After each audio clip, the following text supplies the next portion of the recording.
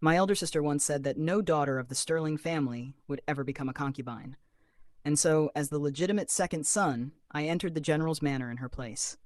The silk canopy was warm, red candles flickered softly. Ethan Hart gripped my waist tightly, his voice low and rough. Jasper Sterling, when you humiliated me back then, did you ever imagine this day would come? My name is Jasper. I am the legitimate second son of Lord Sterling, the prefect of Capital County. Because I was close in age to Crown Prince Elias and had the reputation of a child prodigy, I was handpicked by the Emperor to be the Crown Prince's study companion when I was 13. Ethan Hart, on the other hand, was the legitimate son of General Victor of the Flying Cavalry. His mother was Princess Celeste, and he had been the Crown Prince's playmate since childhood. The two half-grown boys were inseparable. One day they'd be climbing trees to catch birds. The next they'd be fishing and catching shrimp, pulling out the tutor's eyebrows, or tugging on the Emperor's hair. In short, they were constantly wreaking havoc throughout the palace. Even the horses in the stables would snort in disdain when they saw them coming. Word of the two little hellions' notorious deeds had spread even outside the palace walls. Before I left, my mother packed my bags, her eyes full of tears. "My poor, unfortunate Jasper," she wept. "You've been frail since you were little, and now you have to wait on the Crown Prince. What will we do if you fall ill?" My father's face was stern, and he said nothing. My mother complained, "My lord, why didn't you turn down the Emperor?" "Being the Crown Prince's study companion is hardly a hardship," my father replied. "Jasper has the talent of a top scholar. Going to the Crown Prince's side will guarantee him a smooth career path later on." "All you ever care about is his career." My mother pulled me into a tight embrace. "All I want is for Jasper to be healthy and safe. I don't care if he's a genius or an ordinary man." Father was stunned for a moment, then he flung his sleeve out. "I won't argue with a woman like you." As a young boy, I didn't understand why my parents were fighting. I just watched quietly. It wasn't until I was delivered inside the towering palace walls and looked back at my parents across the unfamiliar landscape that the sudden realization hit me. It seemed like I wouldn't be going home again. The crimson-painted winding corridor before me looked just like the stream my older brother once took me to see, twisting and turning endlessly, its end nowhere in sight. The palace attendant leading the way hurried along with a deep bow, his pace brisk and precise. I, however, wasn't nearly as fast. To keep up, I had to half-run after him. By the time we reached the Eastern Palace, I was already panting and sweating. "Move aside, Shun." The eunuch named Shun froze, startled. He looked up and gasped, immediately stepping out of the way. A figure suddenly leaped down from a tree and landed squarely in front of me, graceful and steady. He circled me a few times, eyeing me from head to toe. "So, you're Jasper Sterling?" I bowed slightly and replied, "I am." The boy, taller than me by a head, snorted, his face full of disdain. "Ha! Look at you. You've got that stiff bookworm face. I bet you're just another dull scholar." Before I came, Father had repeatedly warned me not to make enemies in the palace, so I ignored his rudeness and turned to Shun, asking him to lead me to the Crown Prince. The boy clasped his hands lazily behind his head and strolled after me. "How do you know I'm not the prince?" he asked with a grin. "Your clothes and behavior," I answered calmly. "Oh." He tilted his head. "Then do you know who I am?" "The legitimate son of General Victor," I said without hesitation. He blinked in surprise, clearly not expecting me to know. "Where'd you learn that?" he pressed. I didn't answer, but he wouldn't stop asking, one question after another. Finally, I couldn't hold back any longer. "Be quiet," I snapped. Ethan Hart, the pampered son of the powerful General Victor, had been flattered and obeyed his entire life. It was the first time anyone had ever told him to shut up. And for a moment, he just stood there, utterly stunned. His Majesty had few heirs, 3 sons and 1 daughter, all still young. Since they were not yet old enough to attend the Imperial Academy, they studied instead in the Hall of Literary Virtue. Ethan Hart was among them. Of course, Ethan had his own style of learning. He was always late, always the first to leave, always cracking jokes, and always getting punished. That day's instructor was Master Lu, a strict scholar from the Imperial Academy, known for his unbending discipline. Even the Crown Prince, Elias Ashcroft, didn't receive any special treatment from him. As usual, Ethan arrived late. Master Lu's expression darkened instantly. Without hesitation, he struck Ethan's palms 5 times with the bamboo ruler. then ordered him to copy a passage 100 times as punishment. I lifted my head just in time to meet Ethan's gaze. He winked at me, then made a ridiculous face. Beside me, the prince couldn't hold back his laughter. He covered his mouth, trying to stifle the sound, his shoulders trembling. When he noticed me watching, he quickly turned away, cheeks flushed red. After class, a servant came rushing in to summon the prince. Once Elias was gone, Ethan started bouncing around beside me, complaining loudly. "Hey, I was making faces at you earlier. Why didn't you laugh?" So those expressions were meant for me? I had thought he was just teasing the prince. I sighed softly. It's just my nature. Ethan let out a dissatisfied huff. "You're so dull." I ignored him and focused on my assignments, pen scratching quietly across the page. "Stop writing," he said suddenly, a mischievous glint in his eyes. "I'll take you somewhere fun." Before I could even respond, he grabbed my hand and dragged me out of the study room. "You're not going to finish your punishment?" "Master Lou's going to check tomorrow," I reminded him, struggling to keep up. Ethan laughed carelessly. "That old man makes me copy something every day. I never do it. What can he really do to me?" "You." I had been raised to follow rules and propriety. I'd never met someone as reckless as him, and for a moment I was too stunned to react. By the time I regained my senses, he had already pulled me into an old, deserted palace hall. "Where are we?" I asked cautiously. "The Cold Palace," Ethan said, eyes sparkling with excitement. "There's something here you're going to love." Meow. A gray and white blur darted out of the shadows and rubbed affectionately against Ethan's leg. He scooped up the cat and held it right in front of my face, grinning from ear to ear. "Well, do you like it? No need to thank me. Just give me a smile." My mind went blank. When I was 4, I had been bitten by a cat. Since then, I'd had a deep fear of them. My breath quickened, my body froze, and the world tilted. Then everything went dark. "Hey, Jasper! Jasper, wake up!" When I opened my eyes again, Ethan's face was right above mine, his eyes wide with panic. "Finally! You're awake, I swear. If you didn't wake up soon, your dad, my dad, and Elias's dad would have beaten me into the ground." He looked genuinely terrified. "I didn't know you were afraid of cats." "I'm sorry, really. How about you hit me to make it even?" Why was he so loud even when apologizing? I rubbed my aching temples, still dizzy. Later, Ethan told me that both he and the Crown Prince had been scolded harshly by the Emperor after I fainted. That was when they learned I had a frail constitution.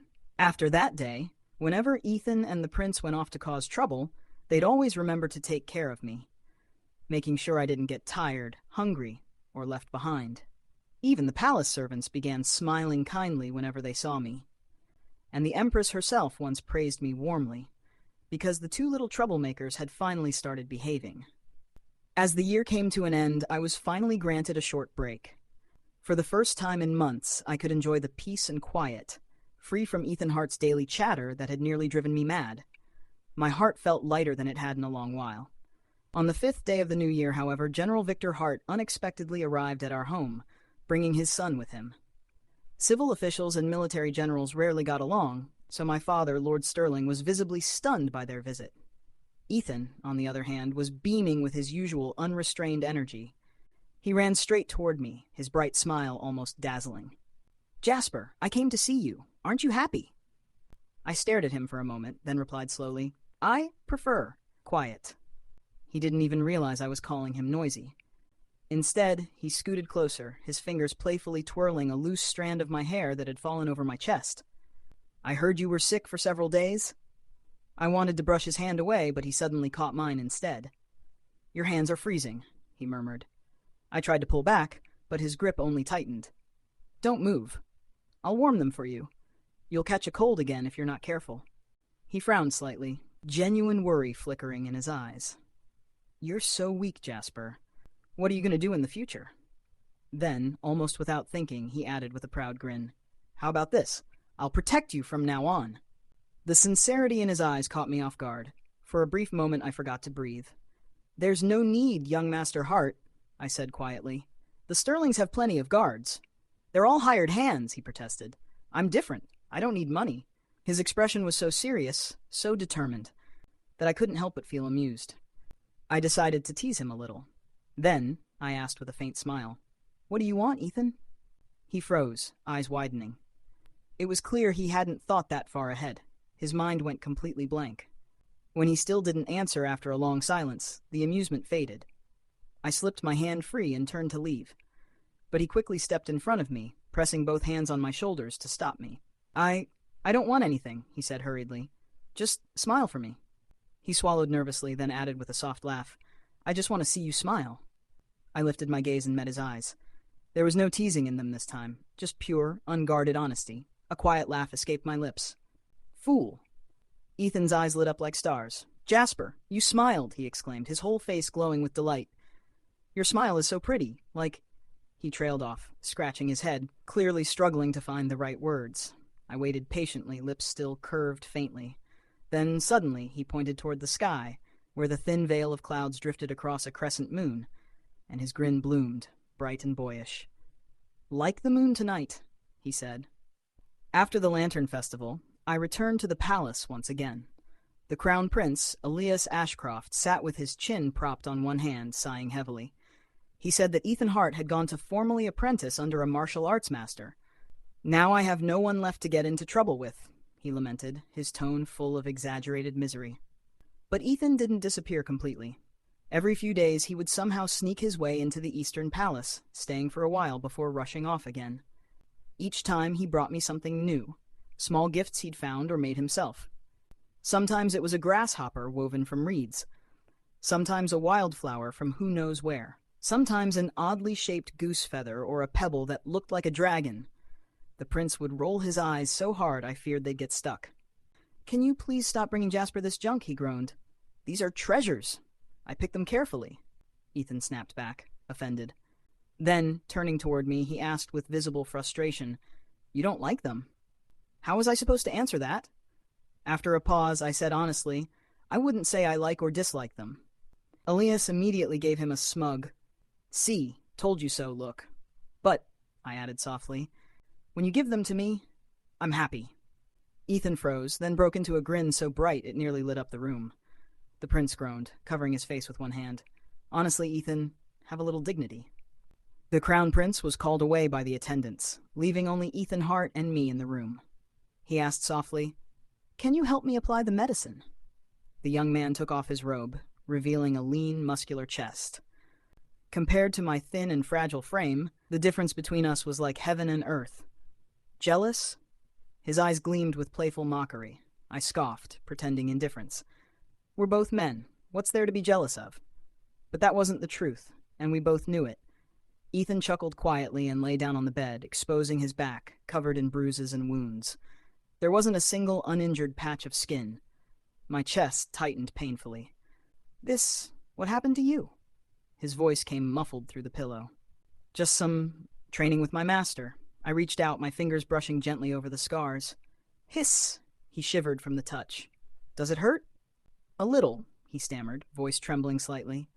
I slowed down, applying the ointment as delicately as I could, my fingers moving over his skin like soft feathers. Jasper, he murmured after a moment, your blanket smells so nice. Then, in a lower voice, you smell nice too. If anyone else had said something like that, I'd have reported them for indecency. But the boy's face flushed crimson, making him look more like the one being teased than the one doing the teasing. A mischievous thought crossed my mind. I leaned in close to his ear and blew softly. Do you like it? Yes, Ethan replied instinctively. Then take a box with you when you leave, I said with a smirk, nodding at the incense on the bedside table. Realization dawned on him. His face turned red for another reason now. You're making fun of me. I only smiled in response. Suddenly, Ethan grabbed my arm. The world spun, and in the next moment I was pinned beneath him. For all his usual goofiness, there was something wild and dangerous in his eyes now, like a predator locking onto its prey. Ethan. I stammered, a flicker of fear rising in me as I struggled, my clothes becoming disheveled in the process. His Adam's apple bobbed as he leaned closer, his breath hot against my shoulder. Then came a faint sting and the damp warmth of his lips. Let me go, I gasped in alarm. Something was wrong, terribly wrong. My voice seemed to snap him out of it. Ethan froze, then slowly lifted his head. His eyes met mine, wide, wet, and shaken. After a long pause, he scrambled to his feet, panic flashing across his face. I'm sorry, he muttered, and then fled the room in a hurry. Since that day, I hadn't seen Ethan Hart for quite some time. While copying scriptures, my mind kept drifting to him. By the time I came back to my senses, the entire sheet of paper was covered with the same 3 characters. Ethan Hart. How annoying. Frustrated, I threw my brush aside, crumpled the paper into a ball, and tossed it to the floor. It rolled a few times and stopped at someone's feet. That person bent down, picked it up, and opened it. "When did Ethan upset you again?" the Crown Prince said with an amused smile. "He hasn't even been to the East Palace for half a month." My head shot up and I was met with his teasing gaze.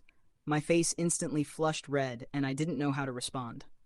The prince chuckled and patted my shoulder. "He got injured a few days ago and has been resting at home. Go check on him for me, will you?" Injured? The image of Ethan's scar-covered back flashed in my mind, and my heart clenched. Was it worse than before? "Don't worry," the prince said lightly. "He's fine." When I went to visit Ethan, he was lying on his bed, squirming around while letting out strange noises. Had he hit his head or something? I froze mid-step, suddenly uncertain whether I wanted to go in at all. Jasper? Ethan turned his head toward me, his rear still slightly raised, his face filled with embarrassment.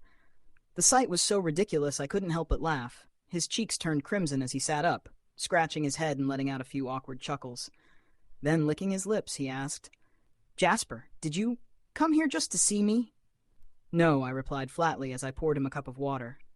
"The Crown Prince sent me." "Oh." His expression fell slightly. He took the cup from my hand and drank it, muttering, "Haven't seen you in so long. I thought maybe you missed me." My mind flickered back to the pages covered with his name. Back then, was I thinking of him? But why would I think of him? "Jasper." Ethan leaned closer, his dark eyes reflecting my face. His voice lowered, soft and sincere. "These days, you've been all I can think about." The faint scent of medicine surrounded me, seeping into my senses, clouding my thoughts until everything felt hazy. "Tell me the truth," he murmured, his voice lazy and magnetic, the kind of tone that could steal someone's soul straight out of a storybook. "Did you miss me too?" I couldn't think. My mind went blank, and before I knew it, I gave a small, numb nod. A quiet laugh escaped him. He reached out and gently ruffled my hair. "Good boy." The gesture was so intimate it set my whole body aflame. The shame from that night, when he'd pinned me beneath him, came flooding back all at once. "Ethan Hart, stop teasing me!" Flushed with anger and embarrassment, I shoved him away, clutched my pounding chest, and bolted out the door. "Jasper." His voice followed me down the hallway, but I didn't look back. I couldn't understand why Ethan Hart always did those ambiguous things to me. No book I'd ever read could give me an answer. When the Crown Prince noticed how distracted I'd been and heard the whole story, he burst into laughter and ordered someone to bring me a stack of romance storybooks. Childhood sweethearts, innocent beginnings, mutual affection, growing old together. I quickly snapped the book shut, my heart thudding violently in my chest. Ethan and I were both men. How could we possibly be like the couples written in those stories? My thoughts tangled into knots, and his face filled my mind no matter how hard I tried to push it away. In frustration, I drew a huge X over his name. But it wasn't enough, so I dipped my brush into ink and smeared his name completely black. Ethan was leaving for the northern border. Before his departure, he came to see me, holding a rose he'd plucked from the imperial garden, smiling as if trying to win me over. "Jasper, about that day, it was my fault for overstepping. Don't be mad at me, all right?" But in truth, I wasn't angry about that day. What angered me was him, the way he could so easily unsettle my heart, and myself for letting him. When I didn't take the flower, he tucked it into my hair, his grin bright and unrestrained. "Jasper, you look beautiful." I scowled. "I'm not some girl." "Of course you're not," he said, laughing softly. "You're far more beautiful than any girl." Then, without warning, Ethan pulled me into a tight embrace. "Jasper, I'll write to you. You'd better write back, all right?" Goodbyes always had a way of making one sentimental. My nose stung, and I slowly wrapped my arms around him in return. Spring blossoms, autumn moons, 3 years gone in a blink. I rested my chin on my hand, gazing out the window at the tree outside. I remembered the first time we met, how Ethan had jumped down from its branches like a mischievous monkey.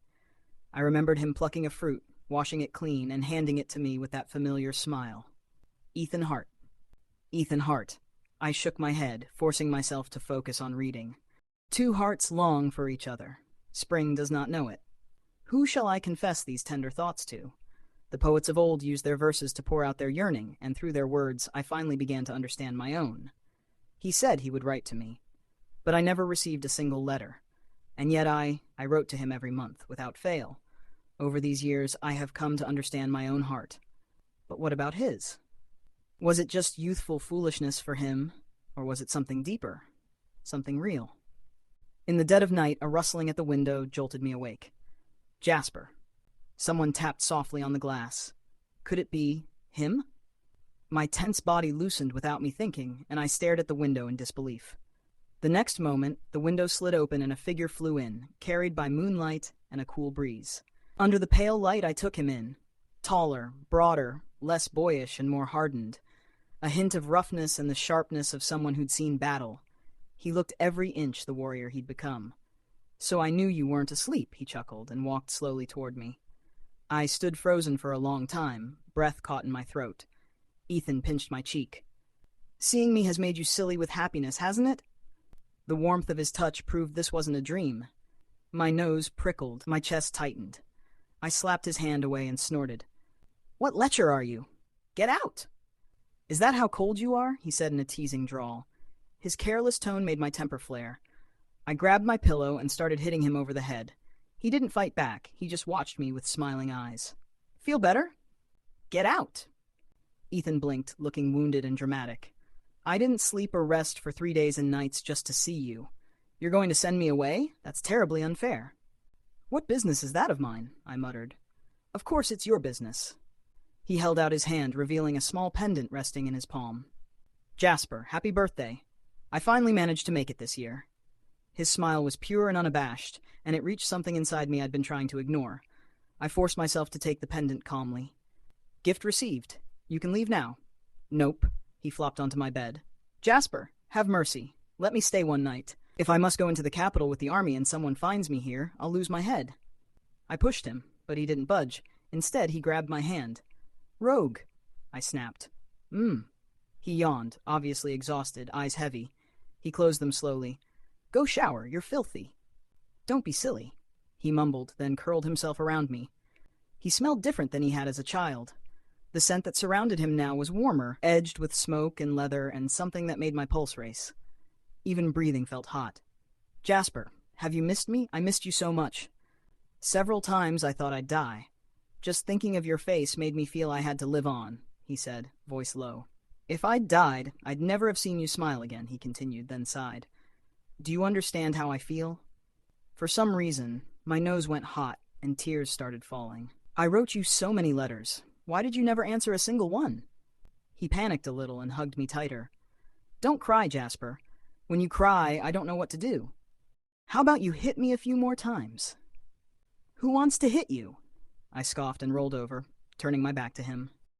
When I woke up, the bed beside me was already empty. 2 days later, during the imperial ceremony at the Golden Throne Hall, Ethan Hart was publicly rewarded for his achievements and promoted to the rank of general. Glorious and radiant. The man every young lady in the capital dreamed of. When my elder brother returned home from court, he clicked his tongue in admiration. "As soon as General Ethan appears on the streets," he said, "handkerchiefs rain from every direction. The young ladies all compete to catch his attention just for a single glance from him." Hearing that, I gripped my brush so tightly that it snapped in two. Ethan invited me to go boating. I refused. He invited me to dinner. I refused again. He invited me to go sightseeing. Still refused. "Jasper," Ethan called from the window, leaning in with a pitiful expression. "I've invited you so many times. Why do you keep turning me down?" "I'm busy," I said flatly. "Do you have any idea how many girls would kill to be invited by me?" He spread his hands dramatically. The line could stretch from the capital all the way to the northern border. "Then go invite them," I snapped, unable to hide my irritation. He pouted. "I won't. If I did, you'd only get angry." Before I could retort, he swung himself through the window and sat across from me, resting his chin in his palms, grinning like a cat. "Jasper Sterling," he teased, voice soft and playful. "Are you jealous?" My hand froze. The page beneath my brush tore, leaving a ragged edge. "Did I guess right?" His tone lifted, light and full of laughter. I hastily raised the book to cover my face, my cheeks burning as I avoided his gaze. A gentle breeze drifted through the open window, He reached over, brushing a stray lock of hair from my forehead. I made a small sound. But it was drowned out by the chirping of sparrows outside. A few days later, I fell ill again. My whole body felt weak and heavy, leaving me sprawled on the bed with nothing to do but stare lazily out the window. Ethan Hart came to visit me every single day, talking to me, keeping me company, trying all sorts of ways to make me laugh. He was about to hold his coming-of-age ceremony and begged me to help him choose a courtesy name. "Your courtesy name should be chosen by your teacher or elder," I said. "How could I possibly be the one to do it?" "Please, Jasper," Ethan said, leaning against my shoulder like a spoiled child. "My parents and my master are all rough types. I don't want them naming me." He kept pestering me until I finally gave in with a sigh. The moment I agreed, his eyes lit up. He practically bounced to the desk to grab paper and ink. "Wait! Don't!" I started, but it was too late. The desk was covered in sheets of calligraphy paper, all filled with his name, written over and over again in my handwriting. Before I could stop him, panic made me move too fast. I lost my balance and fell to the floor. "Are you all right?" Ethan rushed over, lifting me back into bed. His gaze flicked toward the desk, then back to me, his lips curving into a teasing smile. "So desperate to keep me from seeing what's on the table, Flustered and angry, I turned my head away, refusing to meet his eyes. But he gently cupped my face with both hands, his eyes shining like stars. "So, does this mean the feeling is mutual?" he asked softly. "It's not," I snapped, stubborn as ever, even as my heart gave me away. "My name is called Ethan. My courtesy name is Lingjun." These were lines from the songs of Chu. I wrote that line carefully on the paper, but before I could finish, a sharp, metallic taste rose in my throat. I coughed, and a drop of bright red blood fell onto the page, staining the characters Lingjun like a cruel mark. A low buzzing filled my ears. The world blurred and slipped away from me. Then I was back in a dream that carried me to the days of my childhood. Ethan Hart was there, bossing me around as always, making me copy texts or dragging me to explore the hills and fields. I saw the time I cried secretly because I missed home, and how he climbed the old tree with me to point out the direction where my family lived. I saw my father and mother again, my brother, my eldest sister, even Prince Elias. It was such a long dream, so long it felt like I had lived a lifetime within it. When I finally opened my eyes, I saw my elder brother sitting beside me, gently wiping my face with a damp cloth. I tried to move, my limbs heavy and weak. My voice came out hoarse. How long was I asleep?" 3 days, he said. The memory of collapsing before my desk returned in a rush. My heart clenched. What about Ethan Hart? My brother's expression turned complicated. "That boy from the Hart family sat by your bedside without resting for 3 days and nights. General Victor finally dragged him away." He hesitated, studying my face before asking, "Jasper, be honest with me. What's really going on between you two? You refused your engagement with Miss Shu. Was it because of him?" I didn't think loving Ethan Hart was something shameful, even if we were both men. Love isn't something that obeys rules. It's something you simply feel. I nodded quietly, the truth laid bare. My brother opened his mouth as if to say something, but in the end, he only sighed. "Rest well," he murmured before turning and leaving the room. My illness came swiftly and mercilessly. The physician said I might not live to see next spring. Mother held me in her arms, weeping. "My poor Jasper," she sobbed. "It's my fault. I hurt myself while carrying you, and now you must suffer with this fragile body." Father and my elder brother stood beside her, unable to speak, their eyes red. I reached up and gently wiped Mother's tears, forcing a reassuring smile. When Crown Prince Elias came to visit, he brought me a letter from Ethan Hart. Inside was a childish drawing, 2 little figures holding hands, their heads leaning together. It was terribly ugly. I couldn't help but laugh softly, though tears slipped down my cheeks soon after. Elias sighed. Ethan refused to marry the Minister of Justice's second daughter. He said his heart already belongs to someone, but he won't say who. His parents are furious. He's been locked up at home these past few days. He paused, his eyes full of quiet sorrow. "Jasper, I know the person he loves is you, and I support you both, but fate is cruel. You won't be able to stay together in this lifetime." The Crown Prince exhaled softly. "I don't want to see Ethan spend the rest of his days guarding a lonely grave." I wiped away my tears and forced a smile. Neither do I. My life is far too short, while his has many decades yet to go. When General Victor came to see me, the mighty war hero looked utterly defeated. "Jasper, young Master Sterling," he said hoarsely, "the Hart family has only one son each generation. We cannot let our bloodline end with Ethan." He bowed deeply, his voice trembling. "Please, I beg you. My son is stubborn. Once he decides on someone, no one can change his mind. Only you can. Please, be cruel to him. Make him give up." I smiled faintly and told him not to worry. Love, such a fragile, uncontrollable thing. It cannot withstand sickness or the weight of the world. I forced myself to sit up, one by one, sorting through all the gifts Ethan had given me. Every item was carved with memories. I packed them all, along with a letter of farewell, into a small wooden box. The letter was cold and merciless, leaving no trace of affection. The feelings I had never dared to confess were sealed away forever. For 10 days straight, Ethan came to my door begging to see me. Every time, he was turned away, until one night he climbed through my window. "Jasper," he demanded, "why won't you see me?" I gripped my sleeve tightly, trying to keep my voice steady. "The letter said everything. There's nothing left between us, Ethan." His eyes were red as he trapped me against the wall.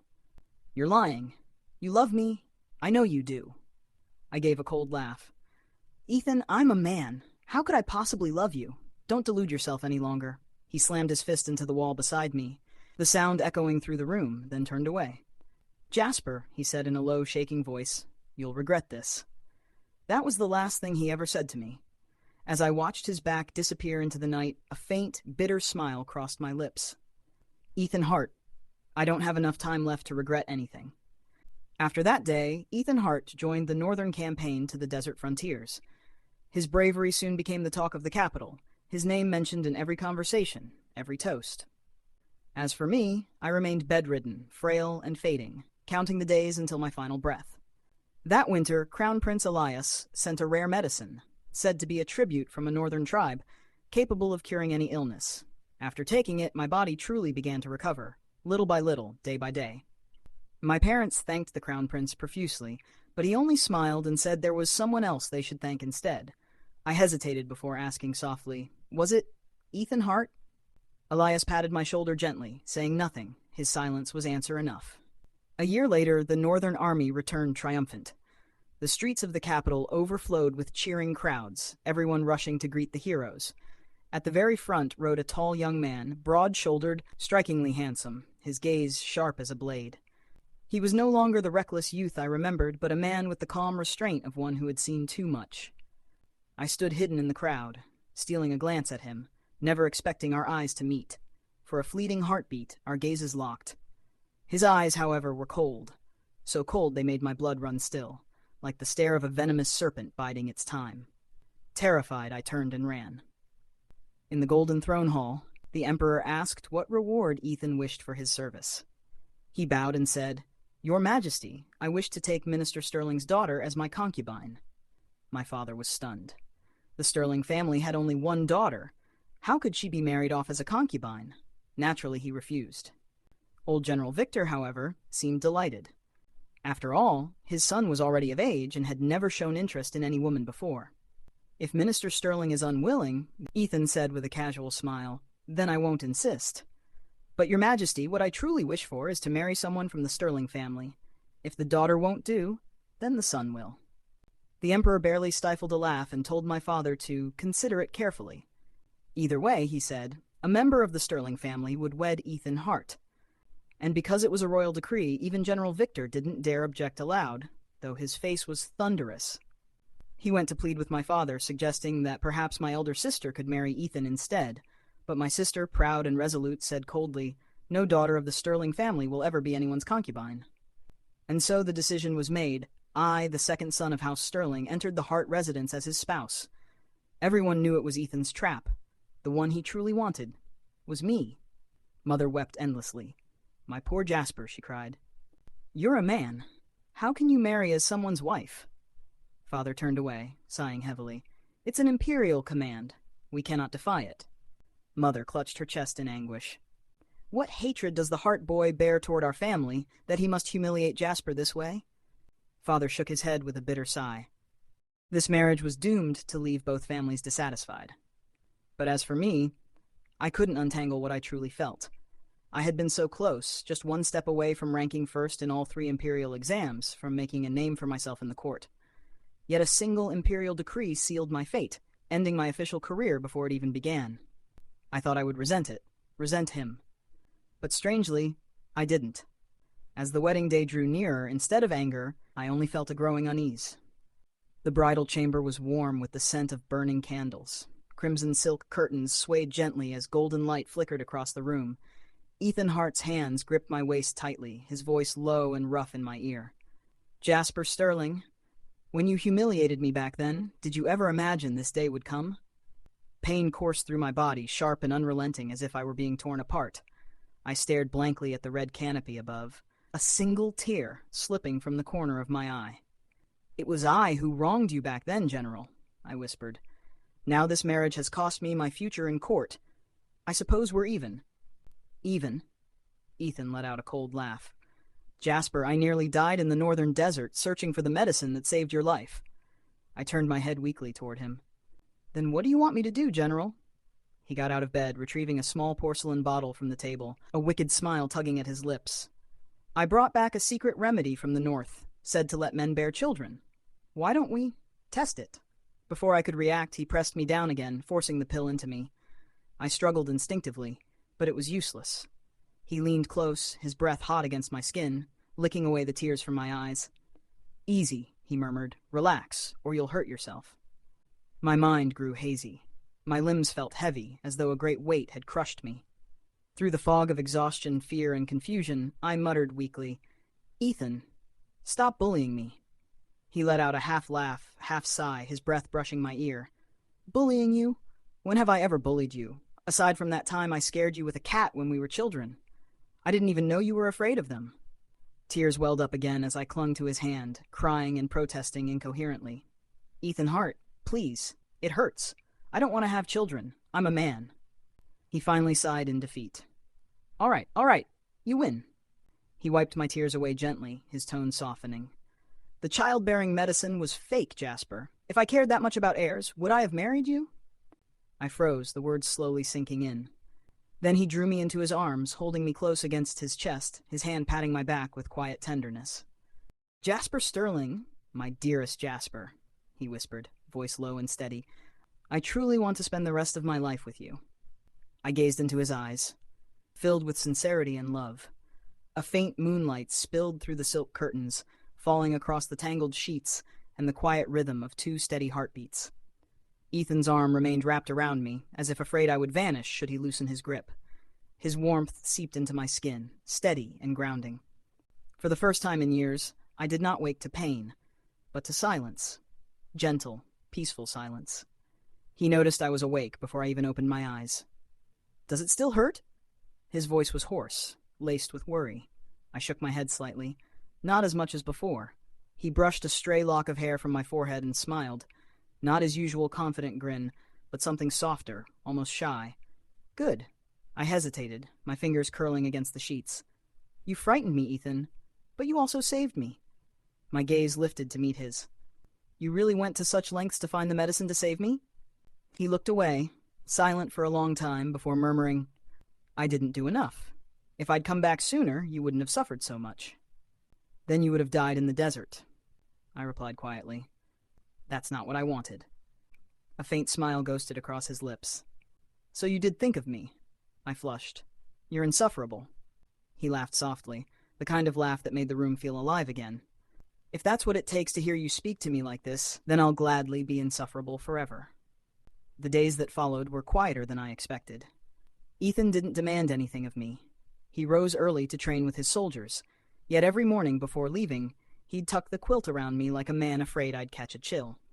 When he returned, the scent of steel and snow clung to him, and each time he crossed the threshold, my heart inexplicably steadied. My mother, though reluctant, began visiting again after realizing Ethan treated me not as a possession, but as someone he cherished. Even my father's sighs grew fewer, his gaze less heavy with regret. One evening, I sat by the window reading when Ethan entered quietly, still in his armor. His hair was damp from the snow, his expression unreadable. "I spoke to His Majesty today," he said after a moment. I looked up. "About what?" "Your examinations," he said. He agreed to restore your qualification. If you still wish to serve the court, the path is open again. For a long moment, I couldn't breathe. You did that? For me? I did it because you never should have had to give it up, he said simply. You belong among scholars and ministers.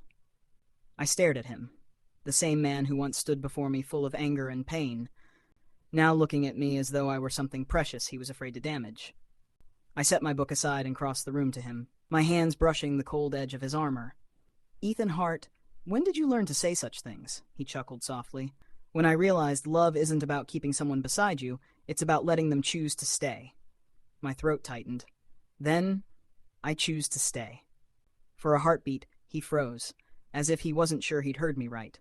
Then his hand found mine, fingers trembling slightly. Say it again. I smiled faintly, meeting his gaze. I choose to stay. Not because of an imperial edict, not because of duty, but because I want to. He exhaled shakily, his forehead coming to rest against mine. Then that's all I'll ever need. Outside, the first snow of the new year began to fall, soft, endless, and pure. Inside, the warmth between us lingered, gentle as spring. For the first time in a long time, I stopped waiting for the end. Because beside him, I had finally found a beginning. Jasper, look, this is our son. Ethan Hart stood before me, holding the hand of a small boy no older than 4 or 5, his face lit with a bright smile. The boy's name was Alex Hart, a child Ethan had adopted from one of the Hart family's side branches, still carrying the family bloodline, ensuring their heritage continued. I adopted him 3 years ago, Ethan said, taking my hand gently, his tone serious yet tender. Even back then, I already wanted to marry you. I hesitated, my voice soft. Will your parents truly accept this? He laughed lightly, eyes full of certainty. The Emperor himself granted our marriage. Even if they disapprove, what can they do? Besides, in this life, you're the only one I'll ever recognize. His words carried a quiet power, one that warmed me from within. Jasper, he whispered, brushing his thumb over my knuckles. Let's live well together, all right? In this life, people chase fame, wealth, and honor. But what I've always wanted was something simpler. Something most would call ordinary. Love. Smiling, I rose on my toes and pressed a gentle kiss against his lips. All right, I whispered. The end.